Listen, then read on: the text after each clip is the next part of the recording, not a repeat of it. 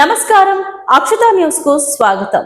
జనాభా అనేది రెండు వైపులా పదునున్న కత్తి లాంటిదే. ఏ దేశంలోనైనా జనాభా ఎక్కువ ఉన్న ఇబ్బందే, తక్కువ ఉన్న ఇబ్బందే. ఇంకా చెప్పాలంటే మానవ వనరుల్ని ఎలా వాడుకుంటున్నారు అనేది కీలక అంశం. చైనాలో ఒకప్పుడు జనాభా ఎక్కువ, ఇప్పుడు జనాభాని పెంచేందుకు ఆ దేశం ప్రయత్నిస్తోంది. అలాగే జపాన్, యూరప్ దేశాల్లో కూడా జనాభా కొరత బాగా ఉంది. మన దేశంలో ఆ పరిస్థితి లేదు, విపరీతంగా జనాభా ఉంది. కానీ ఏపీ సీఎం చంద్రబాబు మాత్రం పిల్లల్ని కనండి మహాప్రభో అని వేడుకుంటున్నారు. తాజాగా ఆయన కీలక ప్రకటన చేశారు. స్థానిక సంస్థల ఎన్నికల్లో కనీసం 2 పిల్లలు ఉంటేనే పోటీ చేసేందుకు అర్హత కల్పిస్తామని అంటున్నారు. ఈ రూల్ తెస్తూ చట్టం కూడా తెస్తామని అన్నారు. ఇది వరకు 2 కంటే ఎక్కువ పిల్లలు ఉంటే స్థానిక ఎన్నికల్లో పోటీ చేయనిచ్చేవారు కాదు. ఇప్పుడు ఇది రివర్స్ కోరుతున్నారు చంద్రబాబు.